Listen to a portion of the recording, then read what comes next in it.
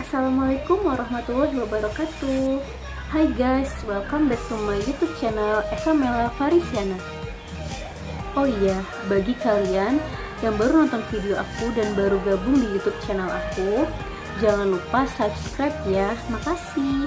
Oke, di video kali ini aku mau sharing ke kalian tentang 5 rangkaian tes laboratorium pada ibu hamil di trimester pertama. Jadi untuk teman-teman yang baru hamil anak pertama atau ibu-ibu yang sudah hamil berulang ke-1, kedua, hamil ketiga atau keempat atau seterusnya, bagi yang belum tahu apa sih kegunaannya, apa sih manfaatnya, dan kenapa harus dilakukan tes laboratorium pada kehamilan trimester pertama atau segera setelah diketahui bahwa ibu itu sedang hamil. Dan sebelum kita masuk ke 5 rangkaian yang akan kita bahas, kalian harus tahu nih, apa sih pentingnya tes laboratorium pada masa kehamilan di trimester pertama. Tes laboratorium di trimester pertama itu untuk mengetahui lebih dini apakah ibu hamil itu mengalami penyakit tertentu, yaitu seperti infeksi pada ibu hamil, atau anemia. Tahu ya, anemia itu kekurangan darah, atau untuk mendeteksi kelainan pada janin. Begitu teman-teman. Perlu teman-teman ketahui kalau misalkan tes laboratorium pada ibu hamil itu bukan hanya tes darah, melainkan ada juga tes urin pada ibu hamil.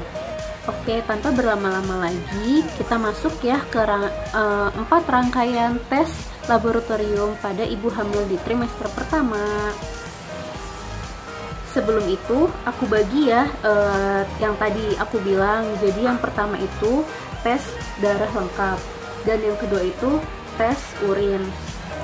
Tes darah lengkap itu meliputi yang pertama itu ada tes golongan darah atau resus pada ibu dan janin. Kegunaannya adalah untuk mengetahui lebih dini golongan darah ibu hamil dan resus ibu hamil atau janinnya. Kenapa? Agar saat terjadi resiko perdarahan pada kehamilan atau perdarahan pada masa bersalin, pada saat persalinan itu kita sudah mempersiapkan calon pendonor darah gitu teman-teman. Jadi kita harus sedia payung sebelum hujan ya. Untuk cek darah lengkap yang kedua yaitu untuk pemeriksaan GDS. Apa sih GDS itu? GDS itu adalah diabetes gestasional. Diabetes gestasional itu adalah kadar gula pada ibu hamil. Jadi cek GDS itu biar kita tuh tahu GDS kita tuh tinggi atau enggak sih pada saat kehamilan. Jadi apabila diketahui kalau GDS pada ibu hamil itu tinggi, maka ibu hamil tersebut sudah mempersiapkan, sudah memperhatikan dan waspada akan resikonya gitu. Karena apa? Ibu hamil pengidap diabetes itu merupakan resiko tinggi. Selain itu, kalau misalkan sudah diketahui GDS, jadi ibu hamil tersebut sudah bisa memperhatikan apa diet-diet makanan yang dibolehkan dan yang tidak dibolehkan bagi pengidap diabetes.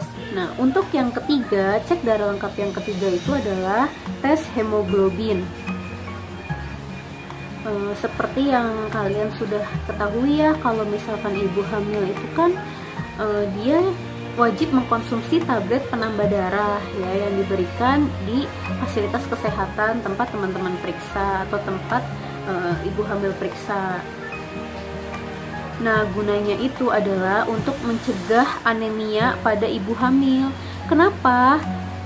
Ibu hamil anemia itu sangat beresiko teman-teman. Jadi kalau misalkan ada ibu hamil yang anemia, itu sangat beresiko terjadinya perdarahan saat persalinan begitu. Jadi gunanya untuk cek HB itu kalau misalkan ternyata hemoglobin teman-teman itu ternyata rendah nih, jadi harus bisa dikebut gitu untuk mengkonsumsi tablet tambah darah sejak dini, dan untuk dosisnya itu agak lebih tinggi begitu. Karena yang ditakutkan itu nanti pada saat persalinan itu perdarahan. Selain itu, ada banyak resiko yang terjadi jika ibu hamil itu anemia. Bisa bayi atau janin itu lahir prematur atau lahir sebelum waktunya ya. Atau bisa juga IUGR. IUGR itu biasa disebut bayi berat badannya itu tidak sesuai masa kehamilannya begitu. Jadi bayi kecil tapi bukan prematur, teman-teman. Bahkan bisa sampai terjadi kematian pada janin. Karena apa? Ibu hamil yang anemia itu pasti kekurangan oksigen karena terhambatnya penyaluran darah dari tubuh ibu ke rahim atau ke janin, begitu teman-teman. Jadi kalau misalkan kekurangan anemia itu, ibunya pasti kekurangan oksigen dan penyaluran oksigennya pun otomatis terhambat ke janinnya, maka akan terjadi hipoksia atau kekurangan oksigen pada bayi yang bisa menyebabkan kematian.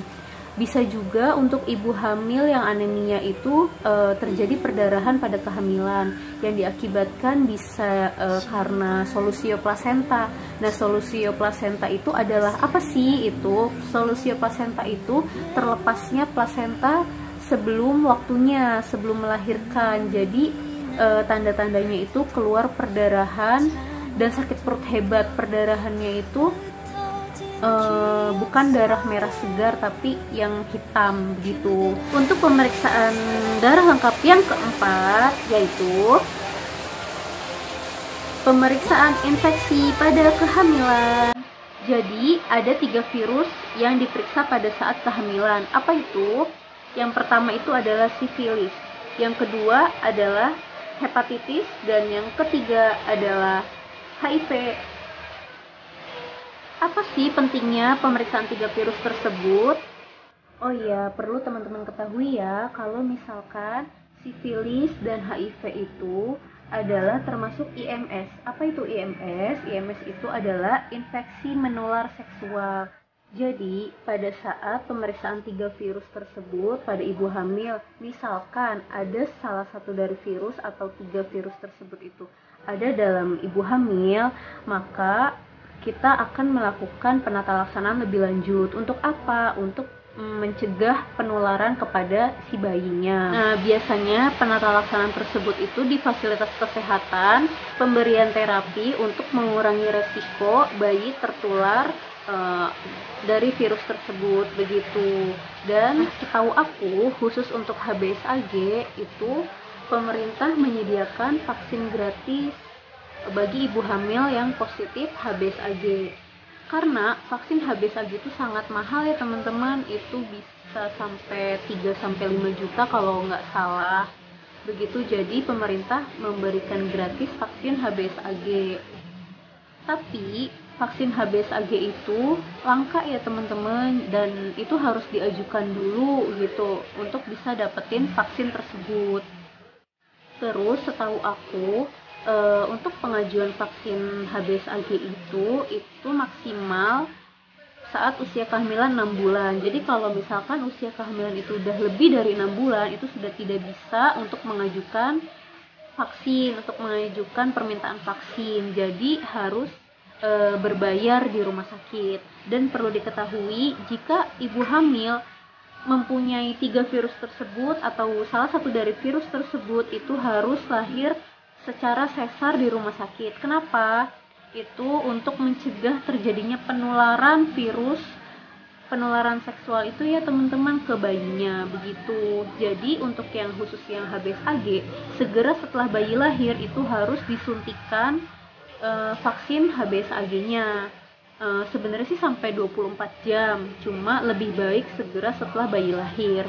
Nah, masuk ke rangkaian yang terakhir, yaitu rangkaian pemeriksaan laboratorium yang kelima, itu diperuntukkan untuk pemeriksaan urin pada ibu hamil. Jadi, kalau misalkan pada saat tes protein urin dan terdapat protein dalam urin yang tinggi pada ibu hamil, maka ibu hamil tersebut mempunyai resiko preeklamsi. Apa itu preeklamsi? Preeklamsi itu resiko terjadinya kejang. Nah, preeklamsi ini ada 3 sih teman-teman tanda-tandanya. Yang pertama, diketahui kalau ibu hamil itu tensinya tinggi, yaitu di atas 160/100 mm hidrogenium. Nah, yang kedua itu protein urinnya positif gitu. Nah, yang ketiga adalah ekstremitas atau tangan, kaki atau ada muka bengkak gitu pada ibu hamil. Nah, kalau misalkan ibu hamil ini sudah diketahui ada tanda 3 gejala yang tadi preeklamsi, yaitu yang tadi udah aku sebutin. Jadi ibu hamil ini akan dilakukan perawatan di rumah sakit teman-teman untuk mencegah terjadinya kejang. Baik teman-teman, itulah tadi 5 rangkaian tes laboratorium pada ibu hamil di trimester pertama. Semoga bermanfaat ya teman-teman. Stay safe, stay healthy. See you on the next video. Assalamualaikum warahmatullahi wabarakatuh.